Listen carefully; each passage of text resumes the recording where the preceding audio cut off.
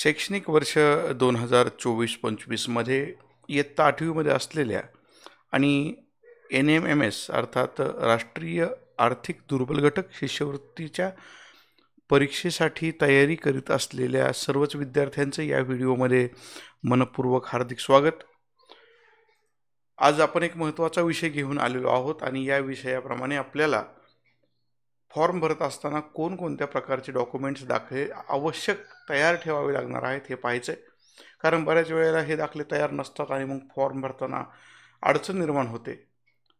आत्ता हा व्हिडिओ देण्याचा मुख्य उद्देश असा आहे की अगदी कालच म्हणजे 9 तारखेला महाराष्ट्र राज्य परीक्षा परिषदेकडून महाटेट या परीक्षेसाठीची अधिसूचना निघालेली आहे आणि येत्या काही दिवसांमध्ये म्हणजे 8 दिवसांमध्येच म्हटलं तरी चालेल की NMMS या परीक्षेची अधिसूचना निघेल आणि ज्या दिवशी ही अधिसूचना येईल त्या दिवशीपासून आपल्याला फॉर्म भरायला संधी मिळणार आहे. अनेक विद्यार्थी या अधिसूचनेची वाट पाहत आहेत. म्हणजे यापूर्वीच्या काही वर्षांमध्ये कधी जुलैमध्ये कधी ऑगस्टमध्ये याप्रमाणे अधिसूचना आली होती. यावर्षी मात्र सप्टेंबर महिना उजाडलेला आहे, अजून अधिसूचना आलेली नाही. जशी अधिसूचना येईल तुम्हाला त्याची माहिती या चॅनलमधून मिळणारच आहे. अर्थात चॅनलला सबस्क्राईब तुम्ही केलेलं आहेच, नसेल सबस्क्राईब केलं तर तुम्ही आता करणार आहात आणि इथून पुढचे सगळे NMMSची माहिती, व्हिडिओज, ऑनलाईन फॉर्म कसा भरायचा या संदर्भातलं मार्गदर्शन याच चॅनलच्या माध्यमातून होणार आहे.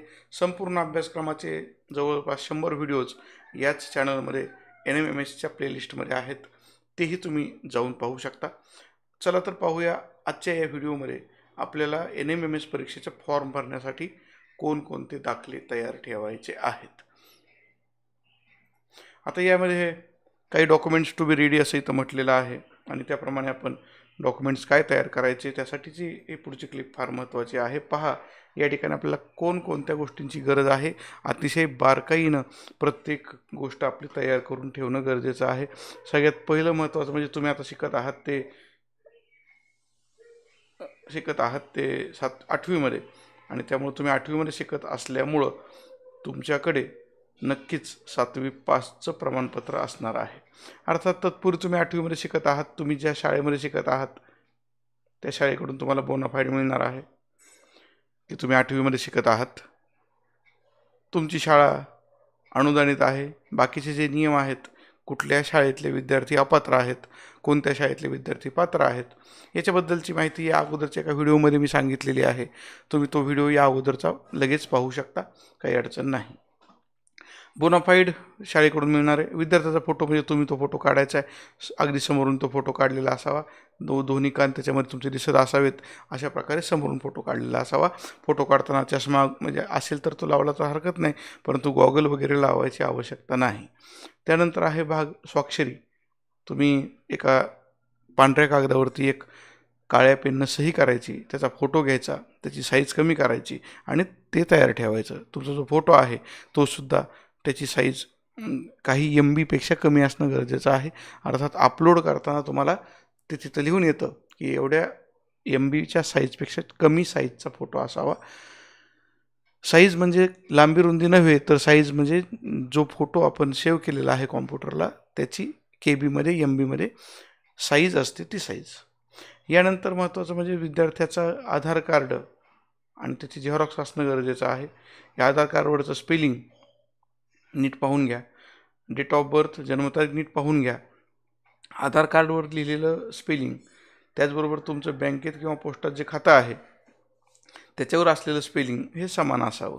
म्हणजे तुमचं बोनाफाईड, विद्यार्थी फोटो, स्वाक्षरी, आधार कार्ड, त्यानंतर तुमचं राष्ट्रीयकृत बँकेमध्ये, नॅशनलाइज बँकेमध्ये खातं असावं. नसेल तर पोस्टात असेल तरी उत्तम, पैसे जमा व्हायला सोपं होतं अशा प्रकारे. आणि एक मात्र लक्षात घ्या, पुन्हा एकदा सांगतो मी, आधार कार्डवरचं स्पेलिंग, पोस्टात जे खातं आहे किंवा बँकेत जे खातं आहे त्याचं स्पेलिंग आणि त्याबरोबरच बोनाफाईडवरचं स्पेलिंग, त्याबरोबरच जर असेल तर जात प्रमाणपत्रावरचं स्पेलिंग, हे सगळीकडचे स्पेलिंग एकसारखे असावेत. अन्यथा तुम्ही एवढे प्रयत्न करणार, पास होणार आणि नंतर काय होतं, मग पैसे खात्यावर जमा होत नाहीत. पुन्हा ते सगळं निस्तरत बसावं लागतं. त्यामुळं ते लक्षात, खातं वापरत असावं, बंद पडलेलं खातं असू नये. किमान खात्यामध्ये आर्थिक व्यवहार स्वतः बँकेमध्ये जाऊन चलन भरून देऊन केलेले असावेत.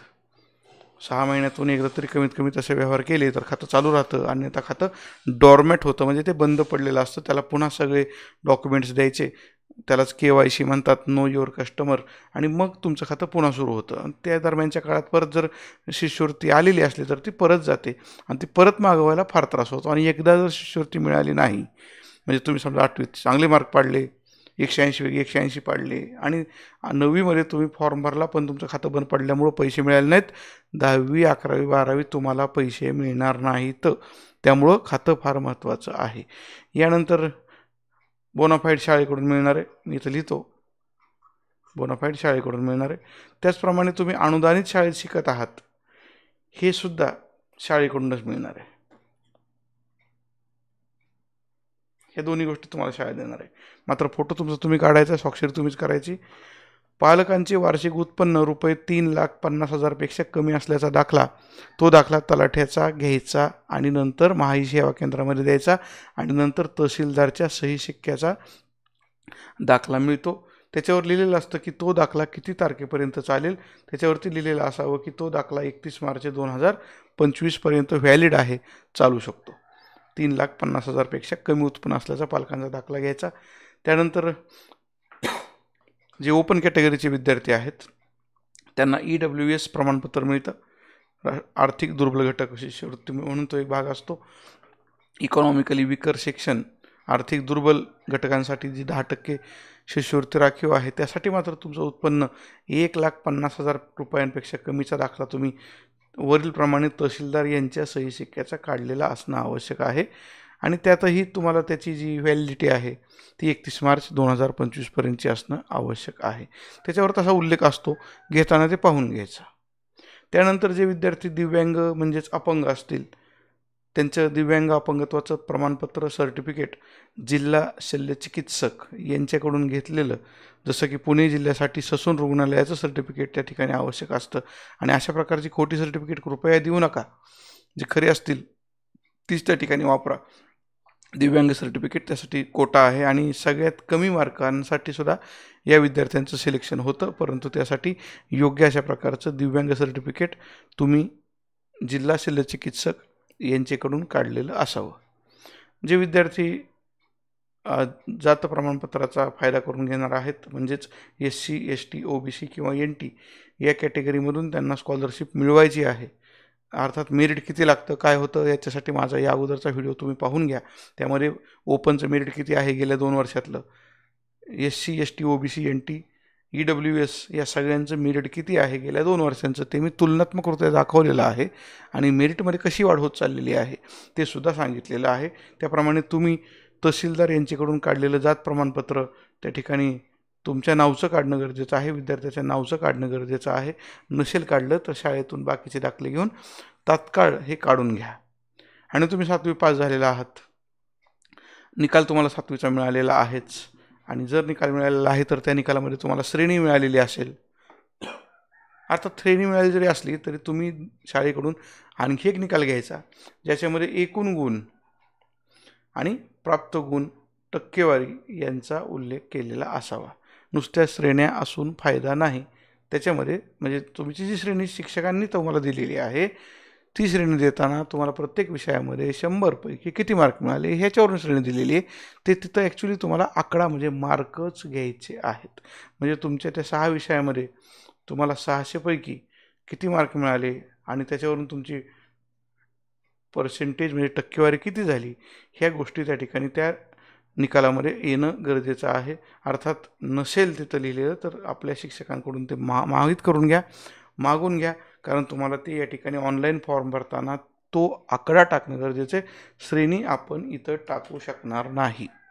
पहा, याप्रमाणे आपण विद्यार्थी फोटो स्वाक्षरी बोनाफाईडपासून ते 7वीच्या आपल्या मार्कलिस्टपर्यंत सगळे आवश्यक ते जे काही दाखले आहेत, कागद आहेत, प्रमाणपत्र आहेत, तहसीलदारकडून घ्यायचे दाखले आहेत, या सगळ्यांची माहिती तुम्हाला दिलेली आहे. बस एवढं जर तुमच्याकडे सगळं असेल तर आणि तरच तुम्ही 8वी NMMSचा फॉर्म स्कॉलरशिपसाठी भरू शकता. अन्यथा तुम्ही हुशार आहात, तुमचं उत्पन्न 3.5 लाखापेक्षा कमी आहे, तुम्ही अनुदानित शाळेत शिकताय, सगळे क्रायटेरिया तुम्ही पूर्ण करताय, पण हे पूर्ण करायचे क्रायटेरिया आपल्याला कागदावर दाखवता आले पाहिजे. शेवटी कागद बोलला पाहिजे, तुम्ही बोलून उपयोग नाही.